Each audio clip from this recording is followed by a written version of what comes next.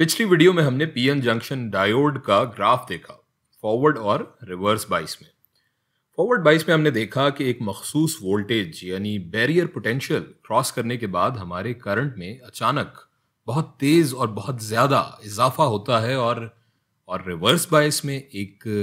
PN junction conduct नहीं करता, लेकिन एक बहुत ही मामूली और मुस्तकिल मिकदार करंट की मौजूद रहती है। इस वीडियो में हम देखते हैं कि अगर रिवर्स बाइस में वोल्टेज को हम बढ़ाते जाएं तो क्या होगा। अगर हम वोल्टेज को बढ़ाते जाएंगे तो हम जानते हैं कि ये बीच में मौजूद डिप्लीशन रीजन की चौड़ाई में इजाफा होता जाएगा और यहाँ मौजूद इलेक्ट्रिक फील्ड भी बढ़ती जाएगी, जिसकी वजह से डिफ्यूजन का अमल खत्म हो जाएगा। अब अगर वोल्टेज बढ़ती जा रही है तो यहाँ मौजूद इलेक्ट्रॉन्स की हरकी तवानाई, उनकी काइनेटिक एनर्जी भी बढ़ती जाएगी और कुछ इलेक्ट्रॉन्स बहुत ज़्यादा तवानाई हासिल करके बहुत ज़्यादा एक्साइट या मुतहर्रिक हो जाएंगे और ये इलेक्ट्रॉन्स अपनी इस तवानाई के बाइस, इजाफी तवानाई के बाइस, यहाँ क्रिस्टल में मौजूद सिलिकॉन के कोवेलेंट बॉन्डेड इलेक्ट्रॉन्स को टक्कर मारकर, उनसे टकरा कर इस कोवेलेंट बॉन्ड में से नॉकआउट कर देंगे, क्योंकि उनके पास इस ज़्यादा वोल्टेज से इतनी ज़्यादा तवानाई आ जाएगी।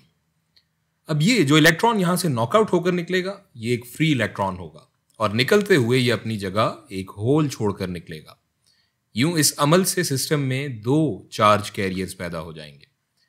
अब ये इलेक्ट्रॉन जो यहाँ से निकला था, ये अपने आसपास में किसी दूसरे कोवेलेंट बॉन्ड में से इलेक्ट्रॉन को नॉकआउट कर देगा और यूं ये सिलसिला चलता रहेगा, जिसके नतीजे में सिस्टम में बहुत तेजी से बहुत सारे नए इलेक्ट्रॉन होल पेयर्स पैदा होना शुरू हो जाएंगे और यह अमल इतना तेज और बड़े पैमाने पर होगा कि इसे हम कहते हैं एवालांच इफेक्ट। अब एवालांच आपने शायद देखा होगा, जब कभी पहाड़ों पर से बर्फ का कोई तोदा लुढ़क कर नीचे आ रहा होता है तो वो अपने साथ साथ मजीद बर्फ जमा करता जाता है, बड़ा होता जाता है वो तोदा, और उसकी जो रफ्तार है और साइज है वो गाहे बगाहे बढ़ता जाता है। उसे हम एवालांच कहते हैं। यही इस पीएन जंक्शन में होगा और तेजी से पैदा होने वाले ये बहुत सारे इलेक्ट्रॉन होल पेयर्स की वजह से करंट का एक सर्ज पैदा होगा। ये स्काई रॉकेट करेगा ये करंट और पीएन जंक्शन में करंट ये बहना शुरू हो जाएगा, या ये पीएन जंक्शन रिवर्स बाइस में भी कंडक्ट करना शुरू कर देगा। जिस वोल्टेज के बाद करंट का ये बहाव पैदा होगा उसे हम ब्रेकडाउन वोल्टेज कहते हैं। अब ब्रेकडाउन से लगता है कि हमारा डायोड टूट जाएगा या जल जाएगा, लेकिन ऐसा नहीं है। ब्रेकडाउन से मुराद है कि पीएन जंक्शन के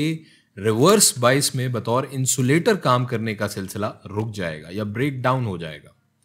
पीएन जंक्शन का या डायोड का मकसद तो हम जानते हैं कि ये एक वन वे कंडक्टर के तौर पर काम करे, फॉरवर्ड बाइस में ऑन और रिवर्स बाइस में ऑफ।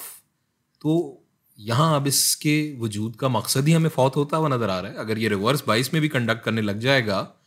तो ये वीबी या ब्रेकडाउन वोल्टेज दरअसल एक कट ऑफ वर्किंग कंडीशन है इस डायोड की रिवर्स बाइस में, कि भाई इस वोल्टेज तक ये डायोड रिवर्स बाइस में इंसुलेटर के तौर पर काम करेगा, इस वोल्टेज के बाद नहीं। इसे हम डायोड की रेटिंग भी कहते हैं, जो कि मैन्युफैक्चरर्स की तरफ से बताई गई होती है किसी भी डायोड की किस्म के लिए, जिसके अंदर ये डायोड इस एरिया के अंदर, इस रीजन के अंदर ये डायोड अपना काम तवक्को के मुताबिक करेगा। अब अगर ये रिवर्स बाइस में वोल्टेज बढ़ता ही चला जाए तो फिर क्या होगा। एक वक्त आएगा कि आपके डायोड में से धुआं निकलेगा और ये जल जाएगा, ये जैसे मार्केट की ज़बान में हम कहते हैं उड़ जाएगा। लेकिन यहाँ दिलचस्प और समझने की बात यह है कि ये डायोड ज़्यादा करंट के बहाव की वजह से नहीं जलेगा, बल्कि वोल्टेज के बढ़ने की वजह से जो ये अमल हो रहा था, हमने जो बात की, इसमें ज़र्रात की तादाद बढ़ती जाएगी और इन ज़र्रात की हर की तवानाई बढ़ती जाएगी, जिससे सिस्टम के मजमूई दर्जा हरारत में इजाफा होता जाएगा और इस टेम्परेचर के बढ़ने से ये डायोड पिघल जाएगा, मेल्ट हो जाएगा, ना कि ज़्यादा करंट के बहाव से।